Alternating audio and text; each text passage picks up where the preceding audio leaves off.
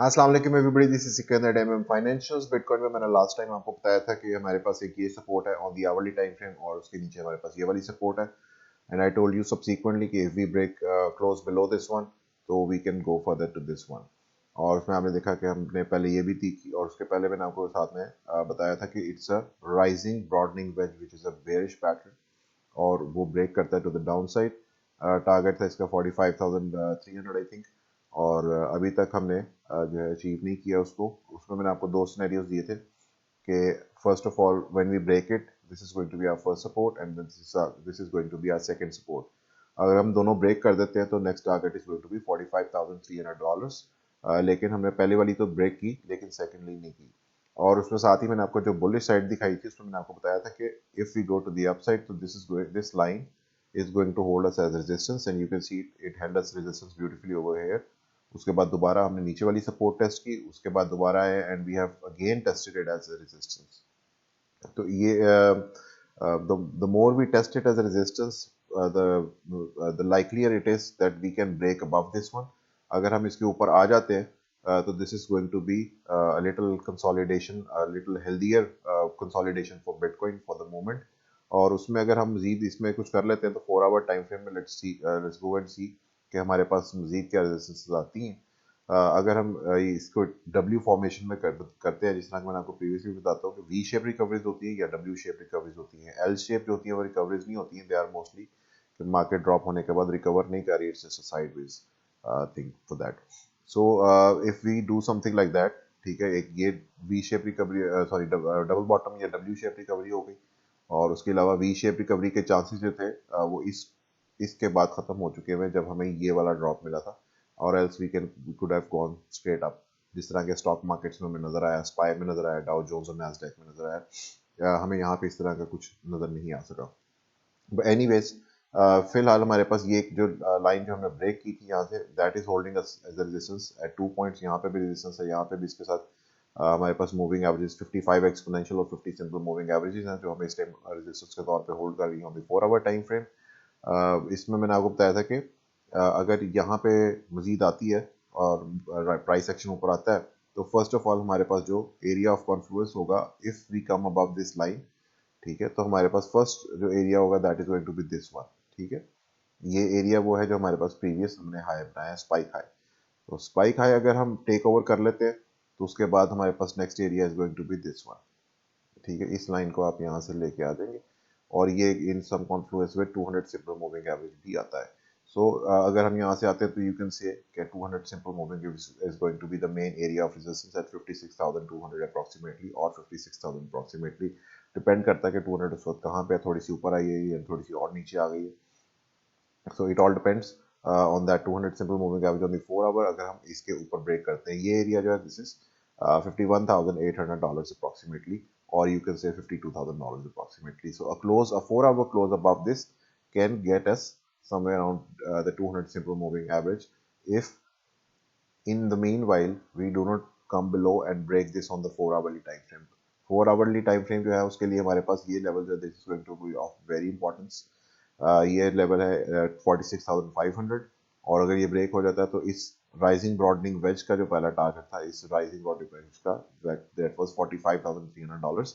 और फर्दर उसके बाद देखना पड़ेगा continuation to the down side is going to occur or not. So for now look out for these things. 4 hour closes में और hourly closes में आपके पास ये चीज़ें आ गई।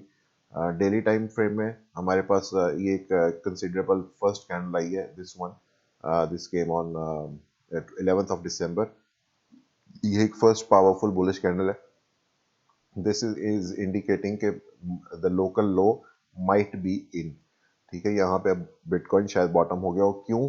क्योंकि एक तो ये कि एक बहुत स्ट्रॉन्ग कैंडल है, secondly it has come of the 200 simple moving average on the daily time frame.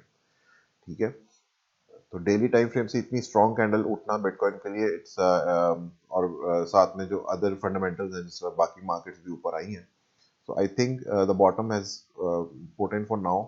लेकिन ऑब्वियसली हम तब तक बिटकॉइन के ऊपर भी बुलिश नहीं हो सकते जब तक कि ये मेजर जो कुछ मूविंग एवरेज है, सबसे ज़्यादा important 50 simple moving average along with this trend line of resistance over here eight somewhere around $57,000, जब तक ये अबूर नहीं होती। इनका अबूर होना बहुत ज़रूरी है।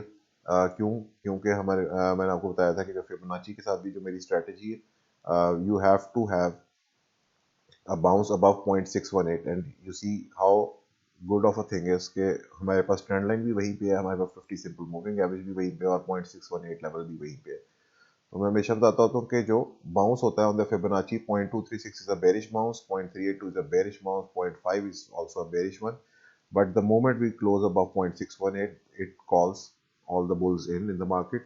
और उसके बाद आपके पास 1-to-1 रेशियो एटलीस्ट होती है। 1-to-1 रेशियो के बाद आपके पास फर्दर कंटिन्यूशन इसमें 70% ऑफ द टाइम्स जरूर आती है। So 618 is going to be the main level, that is at $58,700 along with 50 simple moving average and along with this trend line coming from this point, this point and this point। ठीक है, इसको आप zoom in करके भी देख सकते हैं। और स्टोकेस्टिक भी जो है, मैं आपको प्रीवियसली भी बताया था कि स्टोकेस्टिक जो है वो it is like this. Stochastic जो है it is still under the 50 point. यहाँ पे जो हमारे पास कॉन्फ्लुएंस आता है it is generally bullish above the 50 level and bearish below the 50 level। so daily में it has to come above this और हमें डेली क्लोज सबसे पहले तो इसका मोमेंटम ऊपर की तरफ करने के लिए we need a daily close somewhere around 50,422 as of today. अगर आज हमें ये मिल जाता है तो further continuation to the upside आएगी और उसमें अगर हमारे पास 50 लेवल के ऊपर RSI close sorry stochastic close हो जाता है तो yes we can have a very good bounce from this area and we can say that might be the local low in. Divergences देख लेते हैं, we can find any kind of divergences. इधर इस point में तो divergences नहीं है, अलबत्ता let me see in points में डाइवर्जेंस है। ठीक है, फ्रॉम दिस पॉइंट ये लास्ट लोकल लो हमारा यहाँ पे और इसमें मैंने आपको वीकली में भी दिखाया था, वो मैं आपको वीकली में भी दिखाता हूँ, बल्कि उसको वीकली पर ही रहने दें तो बेहतर है। डेली टाइम फ्रेम में you might be confuse little. Weekly में ये वाला जो आप पॉइंट देख रहे हैं सीट ओवर हेयर, हमारे पास ये पॉइंट यहाँ पर है और इस टाइम करंटली हम इस पॉइंट से नीचे है जबकि प्राइस एक्शन हमारा ऊपर है और ये प्राइस एक्शन नीचे था। So this calls in for weekly hidden bearish divergence. और वीकली हिडन बेरिश डाइवर्जेंस जो वो कैसे बनेगी? सबसे पहले मैंने आपको बताया था कि ये बहुत बड़ी कैंडल है, इसको वापस रिट्रेस करना इट्स नॉट लाइकली कि हम वापस रिट्रेस कर पाएंगे इसको। लेकिन अगर इन फ्यूचर हम एक शॉर्ट बॉडी कैंडल्स बनाना शुरू करते हैं on a weekly time frame तो may be in a week और 2 वीक्स और 3 weeks we make a shorter body candle जिसको हम वापस रिट्रेस करें और एक लोकल लो फॉर्मेशन यहाँ पर बना लें। जैसे ही लोकल लो कंफर्म हो जाएगा on the weekly there is already present hidden bearish divergence on the RSI and the price action, so this is automatically going to play out to the upside। or 0.618 is going to be the important level। I'm saying it again and again कि 0.618 के नीचे जो है um, I'm going to stay bearish until we claim 58,793 on at least a daily time frame। daily या 2 day chart is going to do it for me। Daily time frame के ऊपर जो है 0.61858,793 के ऊपर क्लोज चाहिए होगा to stay bullish further on to the bitcoin to further go to the upside. Weekly के ऊपर हिडन बुलिश डाइवर्जेंस है। सो कुल मिला के बहुत सारी चीजें जो हैं they are pointing towards move to the upside, so just watch out for that. And 0.382 is just have in your mind, in the back of your mind that 0.382 is bearish, 5 is bearish and 0.618 is going to be bullish for Bitcoin। So this is it for it. Thank you. Allah Hafiz.